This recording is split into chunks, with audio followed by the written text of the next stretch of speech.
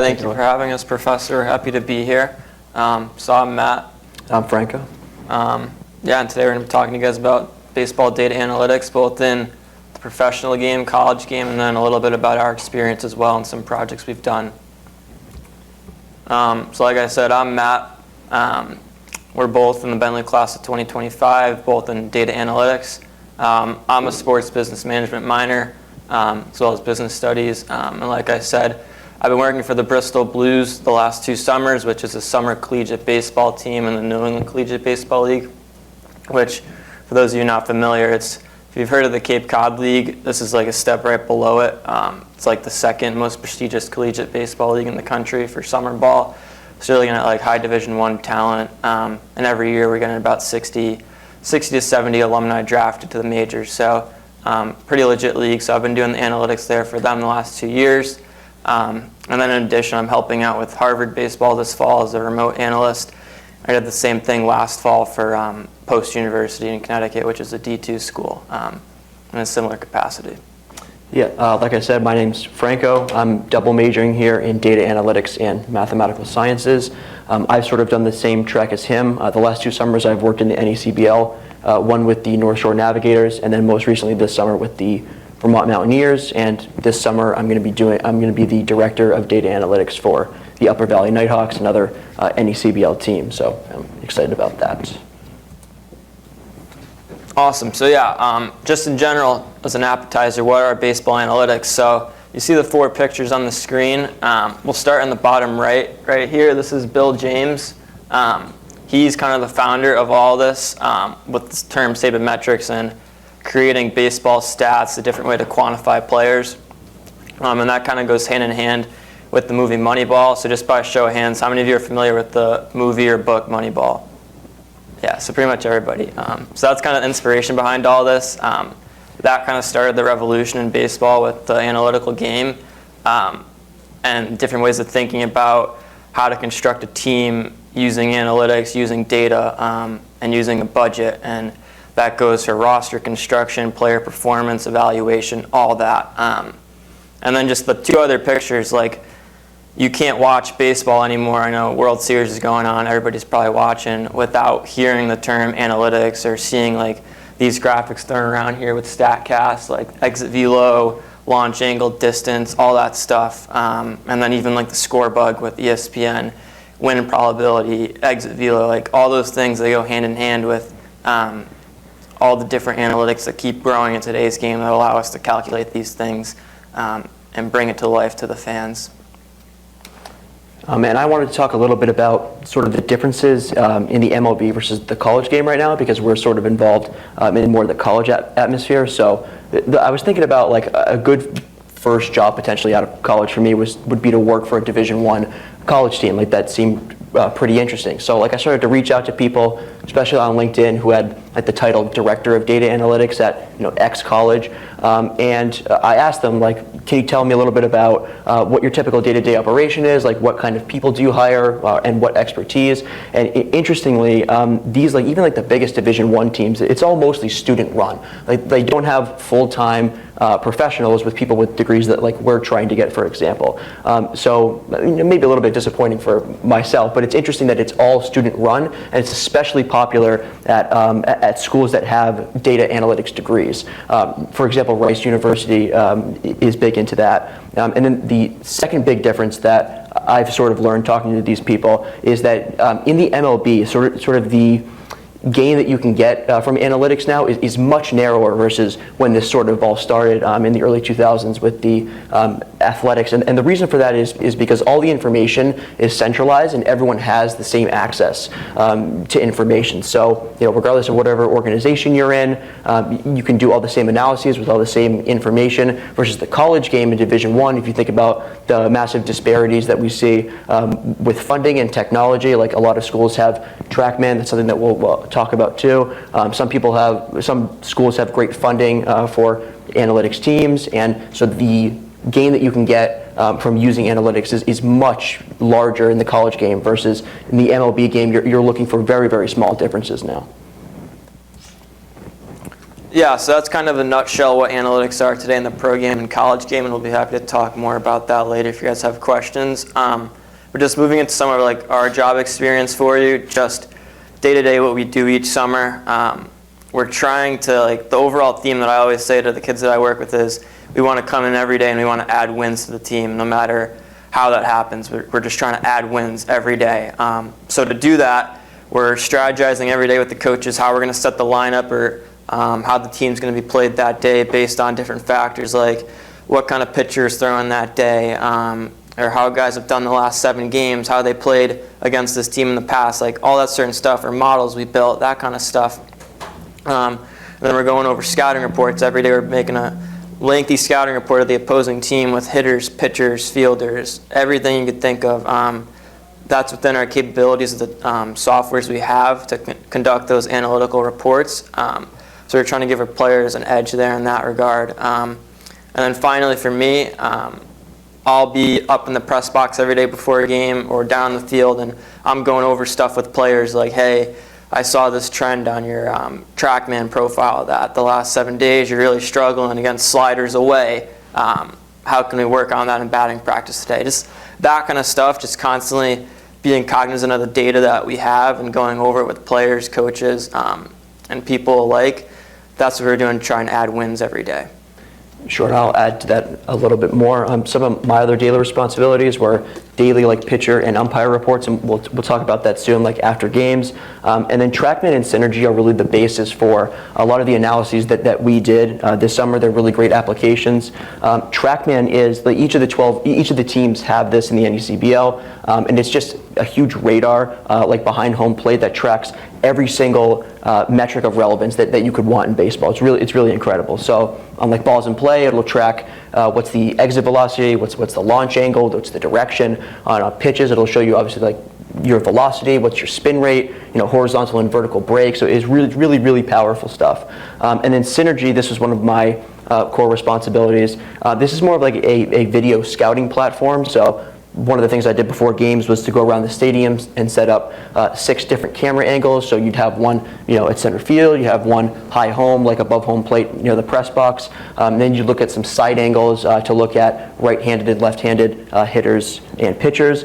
And its actual application, it's more used for like video scouting as opposed to like deep analysis like we use with TrackMan, but still 2 very powerful things that we use on a daily basis.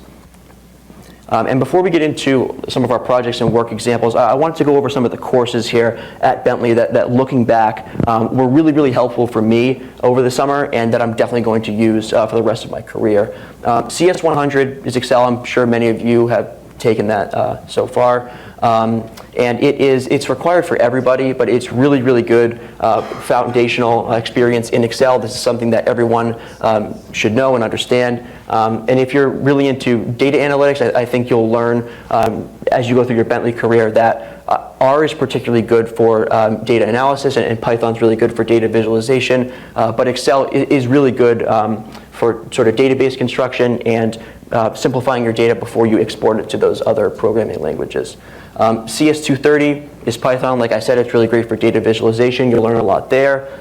CS 350 is database management systems. That will teach you SQL or SQL. I like to think of that as sort of a more advanced version of Excel. And then intermediate applied stats. This is where you start to learn R, and you'll learn, like sort of the foundation of statistics that you'll need for the rest of your career. MA 252 is regression analysis, and you start to learn how to model like linear models, logistic regression models, and MA 347 is an extension of that, sort of some more advanced stuff. So those are the classes looking back that really helped me. And I wanted to get into some of the daily stuff that I did. Like this is what I would typically do right after games. So I just wanted to show an example here. So like I said, TrackMan is really powerful, and what it does, it gives you a CSV of every single pitch that happened and every single metric for a game. And then, once you're familiar with coding and you use R, you can export the data and you can manipulate it to get sort of these tables here. So this is what I typically do after a game for each pitcher. I look at, the managers wanted to see every single pitch, what happened on every single pitch, and they would try to identify, like, for this particular pitch, your release speed was there, really great spin, your horizontal and vertical, break was there as well, and they just wanted to see every single pitch, and they wanted to, talk about certain pitches that went well or maybe not so well with pitchers the next day. This is a massive outing. It's usually not as long as this. This was like our ace, and this was game 1 of the playoffs, and just a ton of pitches there. And then this table down here sort of just summarizes everything, shows you your usage of each pitch, ball and strike percentage, and just sort of the average for all the metrics that you saw up there. And then this is sort of a pitch location analysis, and the point of this was to look at how well pitchers are inducing chase on certain pitches. So like the red box is the inner part of the strike zone, the black box is like the actual strike zone, and then the gray outline there is approximately like 1 to 2 balls outside of the strike zone, and the like maroonish circles are pitches that like are actually chases, they're outside the zone and the batter swung, and then the blue triangles are pitches that they laid off. So for example, we would look at, probably for this game, like the sinker right around here, like he's getting pretty good chase there, but then once it's elevated and a little bit further outside the zone, it's not that effective for that particular outing. And then down here, just a horizontal and vertical break chart for each pitch. And this is something you're going to typically see in baseball. And R is really good for this with the package ggplot. It's good for data visualization in R specifically, but this is something you'll also typically see in baseball. And the other daily thing I did, like right after games, is like a strike zone analysis for the umpires. And one of the problems with TrackMan was that like it would give you an umpire analysis report, and you could see like overall accuracy, balls and strikes, how well the umpire did, but we couldn't split it up by like team to see if the umpires really hurt us or they helped us in a game, and how far like individual pitches were outside of the strike zone. So this is another thing I made in R, and it's like much more informative than what TrackMan will give you. So for each particular pitch, I was able to show like who was the pitcher, who was the batter, how far was the pitch outside the strike zone, and like the green circles outside the zone are obviously pitches that were balls that were called correctly. The red circles inside the zone, strikes that are called correctly. And then like the larger green circles inside the zone are pitches that are called balls that should have been strikes. And then obviously the opposite for the larger red circles. And this was really interesting and more informative because we could see, like for this particular pitch, it's about 4 inches outside the strike zone, and this was a bad call against us, that this is one of our batters. And this was really fun to make because sometimes I would have hitters come up to me like after games because they knew this was going to be released pretty quickly, and they said, dude, like I remember that particular pitch, like there's no way that was a strike, can you show me how far away that was on the plot? So this was definitely a more informative way to do it. And then just down here was just an aggregation of like how well the umpire performed. So like I split it up between Vermont pitchers and the opponent, and I wanted to find the total number of actual balls that we threw, and then the total number that were correctly called by the umpire, and the same thing for strikes.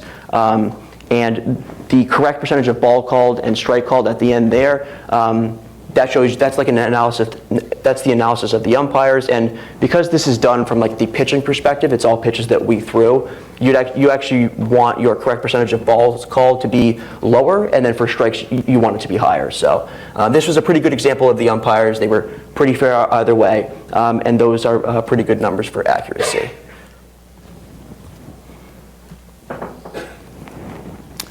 Yeah, so a little bit of change of pace from that.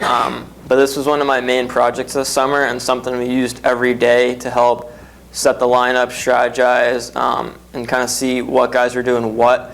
So I don't know who here is familiar with StatCast or those kind of stats, but they have this whole new tree of stats called expected stats, which basically says what are guys expected to be hitting, or what are they expected to be slugging, expected OPS, whatever it may be.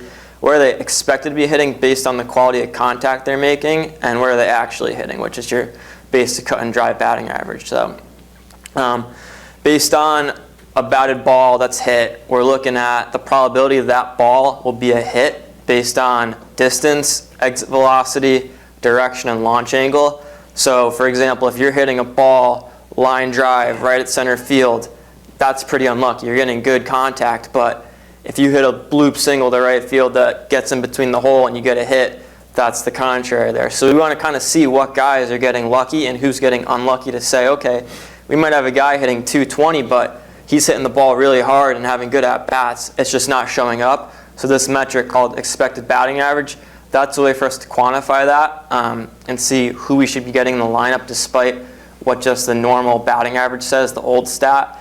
That's where the analytics come into this. So this was done using a decision tree learning method called XGBoost.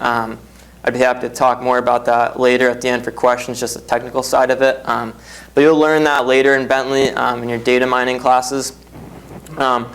Just behind me here is our Shiny app that I use to just put this all together for our coaches so we can see what guys are actually hitting, their expected average, the difference between that, which is huge to see who's really unlucky and who's not lucky, and then broken down by pitcher. So right-handed pitcher, left-handed pitcher. So each day we can say who's expected highest versus righties and who's expected highest against lefties, if that's what we're facing. So yeah, that's kind of the bulk of that project right there. And this was my version of it. I sort of tried to do the same thing that he did, but I wanted to use a different metric. It's called weighted on-base average, and this typically in baseball now is typically agreed that this is the ideal metric to look at to see or to evaluate like the true quality of a hitter. And it tries to correct for, batting average doesn't consider that you can get on base by like a walk or hit by pitch. On-base percentage does consider all of that, but it just says a home run is equal to a walk. And then slugging tries to sort of naively account for the value of each hit. It says, a double is worth 2 times as much as a single, a triple is worth 3 times as much as a single, but we're sort of just throwing out guesses there. We don't really know. And what weighted on base average does is it finds the relative run scoring impact of each of those events. So that's what these weights are, and they actually represent like the relative run scoring value. So it properly weights for each way to get on base, which is why it's more accurate than the traditional stats that you see. And my method, I can talk about this more in the questions. It was just a different way to do it. It's more of a regression approach opposed to a decision tree, but it's still a valid way to do it. It's 2 different ways. And in the end, I aggregated all of our players. This isn't the full thing, but the team's weighted on base average for the year was a .494, and my model predicted that aggregating everything, it should have been a .507. So that results in an overestimation of our team's weighted on base average by 1.3 percentage points. And at that time, I asked myself, is that something that is good? Should I be proud of that? Is that something that we can use for analysis down the stretch of the season? And then StatCast has their own expected weighted on base average, and it's really perfect. It's really good stuff. And at that time, I looked at what the same difference was, and the MLB at the time was overestimating by about 0.5 percentage point. So I knew I was sort of in the right ballpark, and I could definitely work with this down the stretch of the season. And the way we would look at this, for example, the model was on point for a lot of players. So if you look at Jensen, his expected numbers are about where his actual is. Jefferson, right there as well. But it gets interesting when you look at a player like Norton. His weighted on base average is relatively low compared to the rest of the team, but his expected number was really, really high, much better compared to the rest of the team.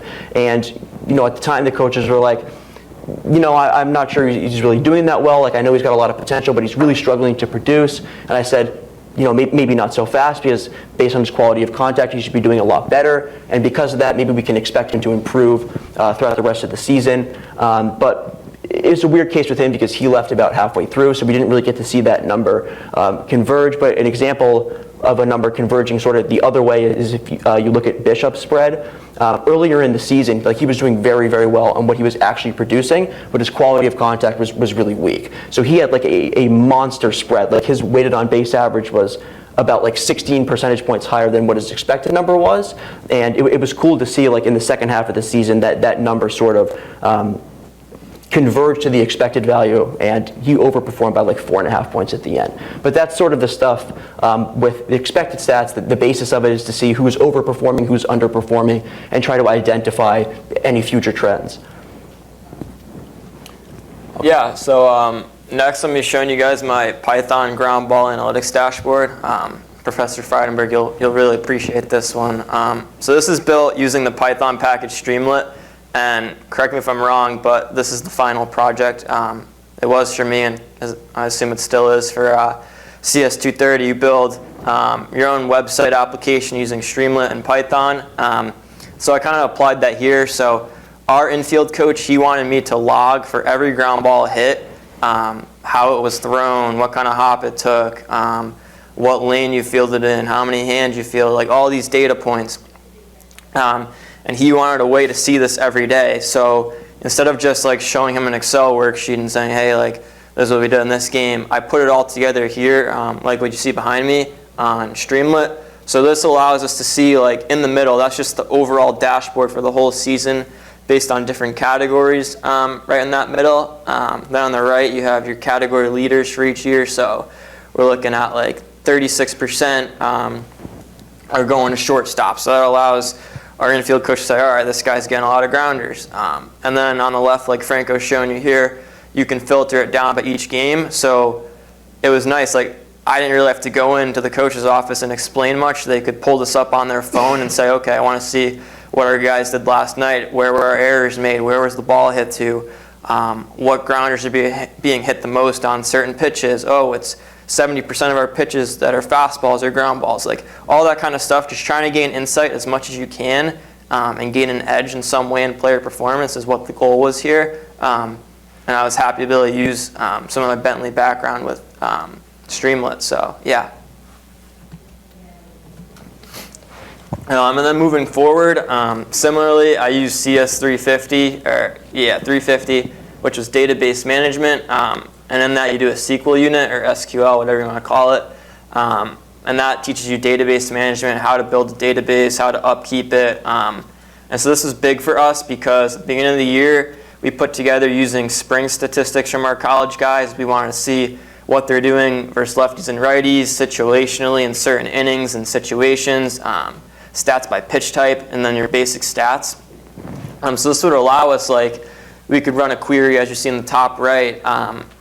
If it's the middle of the game, like if it's the 7th inning and they're bringing in a lefty, and it's a 2-run game, we can put in a query that says, hey, who are our guys that hit above 300 against lefties and have an average over 250 in the 7th inning or later in pinch hit opportunities? We put that in SQL, it spits out 4 or 5 guys, whatever. We go into the dugout, we say, hey coach, we think we got to give these guys a look or get this guy a bat and helmet soon if this situation comes up. And it's pretty cool, like more often than not, they would listen to us, so we have that influence and we get to kind of run the team in that aspect. So that was really fun. And SQL was just a good way for us to easily do that instead of like manually sifting through data. So that's just another application from Bentley where you learn stuff. And then finally, we're going to show you guys, this was a big part, what I mentioned earlier in our day-to-day stuff, our scouting reports. It's pretty mundane to do these day in and day out, but the players need them, so there's really no way around it.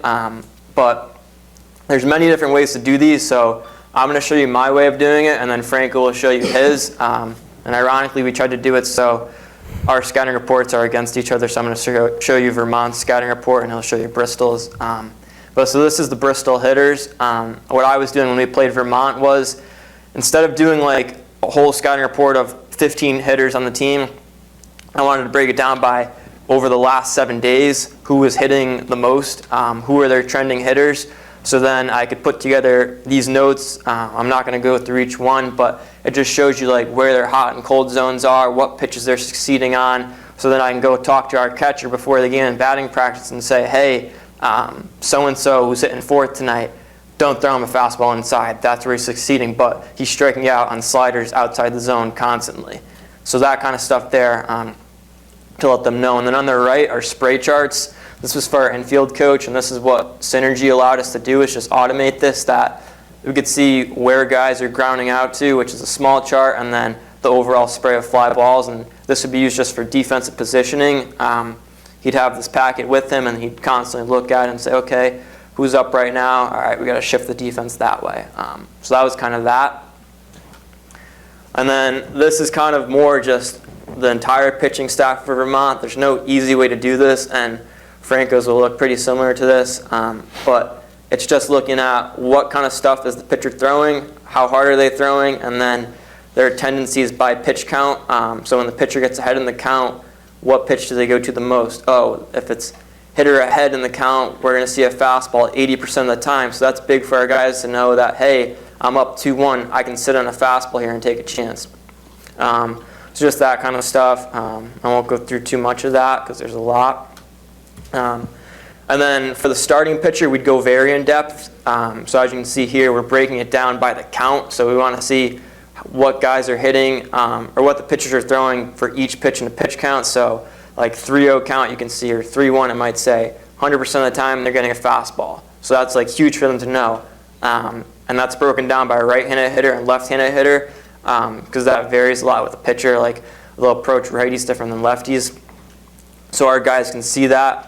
If they're a righty or lefty, they can know like exactly what they're going to get. And then below that is pitch charts, similar to what Franco showed you earlier in our Pubs app. But that's just showing like where pitchers are working in the strike zone and what kind of pitches they can expect to be receiving. So that's kind of my approach for a scouting report, and I'll walk you through it. Sort of similar, a lot of numbers thrown at you. I won't go through everything, but sort of the most important things I want to point out was platoon splits and how we analyze those. So if you look at the column RVL, we're looking at if this guy is worse against righties or lefties and by how much, and what L plus 0.247 means is that this player, Milner, is 247 OPS points worse against lefties than he is against righties. And we decided to go with OPS because it is among the traditional stats that are widely available. It's probably the best one to analyze hitters and sort of these splits. And then that percentage is that same spread, so that 247 divided by their overall OPS to sort of put it in a little bit more context. Because if that spread, say, is 200, but you're a 400 overall OPS hitter, I mean, that 50% is really massive versus if you're a 200 spread, but you're a 1,000 overall OPS hitter, that difference doesn't seem as large. And then sort of the same thing for fastball versus off-speed. So O plus 329 would mean that this player is 329 OPS points worse against off-speed pitches versus fastball, and then that percentage there too. And typically what I found was, I don't have the exact average, but what I found was going from fastball to off-speed, players are usually like 20 to 25% worse in terms of OPS. So when we saw something large like that, 47%, we wanted to highlight that. And then some other basic stuff like ground to air percentage of the balls that they put in play, swing, miss, and chase percentage, and then just some notes at the end, just a couple things that I thought could be actionable insights in a game. So yeah, that's the basic hitter report. And then we'll also look at pitchers too. So just their basic distribution of their pitches for righties and lefties, their velocity, the percentage of strikes that they throw, amount of chase that they get, and the ground balls that they get percentage-wise on balls in play. And then this here is just a quick summary of what they did at school, some basic stats, and then what they have the summer so far, and something that this fastball range thing is quite interesting here because it's sort of a direct application to Bentley.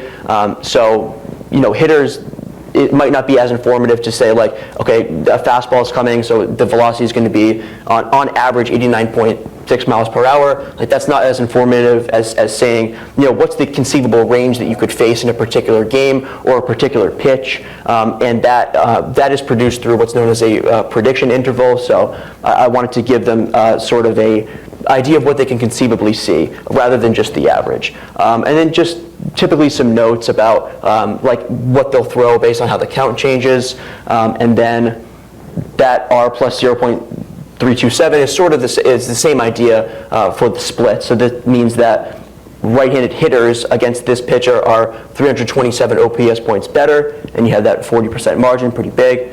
057 means that overall he throws off-speed 57% of the time. That's quite rare. And then we'd also have literally just screenshots from TrackMan of their horizontal versus vertical break up in the top right. And then down here versus right-handed hitters and left-handed hitters, where are they locating their pitches? And Synergy was able to help us out with that quite a bit. Yeah. Yeah, so behind us we have our LinkedIn profiles if you want to scan those QR codes and connect with us. While I have that up there, I'll just talk real quick about job opportunities in the NECBL. So obviously there's opportunities within all the teams doing what we do, and we can speak more of that in a second. But even if you're not interested in baseball analytics particularly, if you want to do marketing or you want to do sales, you want to do business operations, there's opportunities within all that in this league, and especially like if there's freshmen or sophomores here. I know how hard it is to get an internship being that young, and so this would be a good way for you guys to get that first internship because they're not as competitive for those entry-level internship roles that they're offering here. So that would allow you to build up your resume quickly, even if, like again, if you're not fully sold on analytics. And the other thing I'll leave you guys with is too, like, a lot of people here, like when I was coming into Bentley and I mentioned like I think I want to do sports analytics or go down the sports route, they would always caution me, be like, oh well, go ahead, but sports are like very competitive and it's hard to get into, and like just be cautious of that. While it's true, like I'd encourage you guys to just seek that out regardless. I wouldn't let that deter you. Like if this is something you're interested in, like I encourage you to talk to us about it. And then what Franco is going to show you here on the next slide is, for me particularly with the Blues, they're hiring for my role within analytics. So this role isn't you're not going to find this on Indeed or LinkedIn or anywhere. It's just we keep it in-house, and we get it at stuff like this. So if you're interested in applying or even talking about it with me about the possibility of applying, go ahead and scan that, and that'll take you to our application PDF. So make sure to save it if you're interested, or reach out to me. And again, same thing goes if you're not from the Connecticut area. There's a team like right around here up in North Shore, from around there, and there's 12 other teams and all across New England area. So I'd encourage you guys to write some emails, send your cover letters, your resumes over, because you'd be surprised that there's a lot of great opportunities out there. Sure, and the same thing goes for me. Like as the director of data analytics for the Nighthawks, we're hiring like 2 or 3 more interns. So if you are interested, like reach out to me on LinkedIn or connect with me, and you know I'm considering all sorts of people for that. So yeah, that about wraps it up. Yep. So we'll be happy to take any questions or comments you guys have while we're sitting here. Yeah. And if you want to go to the last slide for the attendance while they're there. That's the code to complete so that your teachers know you were here. Finish the form there. While they do that, I have a question. You did your analytics thing through Streamlit. I was very pleased to see that. Yes. And you did yours in Excel. I did mine like for the interactive plots and the pitcher reports, that sort of stuff. I did it through our pubs. That's something that I didn't learn here, but the person who was there at Vermont in 2023 before me used that. And even though he wasn't working there, like he introduced me to it, he showed me how to get started on it, and it's pretty easy to knit your R script, and it will give you a link to share with coaches of the website. So it's good stuff. Yeah. Other questions? Are people using these stats like live during a game? Like how do they post up with all of that at their fingertips? Like is there looking things up on paper? Yeah, sure. You can speak to this too as well. But one of my responsibilities during games, like I got to travel with the team, so I had the scouting reports with me. Like I was in the dugout, and one of the things that I did was when a new starting pitcher or when a new relief pitcher was warming up, like I'd go to the hitters with the scouting report and I say, here's what to look for. Like this is what you can expect for pitches and like what the velocity is, so stuff like that. Yeah. Same thing. Like. There's a rule like you're not allowed to sit in the dugout with any form of technology, so we can't sit there and say like, hey, look at this, look where this pitch was. But before every game, I'll go down there with all my stuff, the scouting reports I showed you guys, and those are hung up everywhere. So like if they see a pitcher coming and they just look and see, okay, this guy's throwing me fastballs 80% of the time and sitting 92. Yeah, you're not strict, like use technology. But what I'll do is too, like I'll either sit near the dugout or up in the press box, and if like they need data, I'll just write it down, sticky note, and go hand it to them, and that's perfectly fine. But yeah, good question.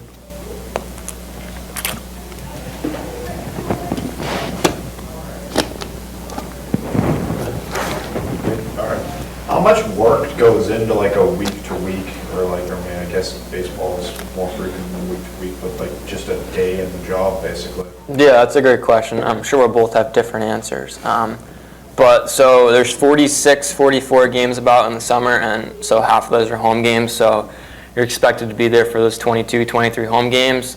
So if a game is starting at 6:30, I'd get there between like 4 and 5, and then you're there till like 30 minutes after the game ends. So, and that's say three games a week on average. And then when the team's away, we're still doing like scouting reports, projects, like all that kind of stuff. There's no like deadline or anything. We're just doing it. So I'd say in total, you're probably looking at 20 to 30 hours, maybe more if you're working on a certain project week to week. But like in the same time, I also was able to work a day or two like at my golf course job from high school. So I could still do that stuff and work part-time because I wasn't traveling.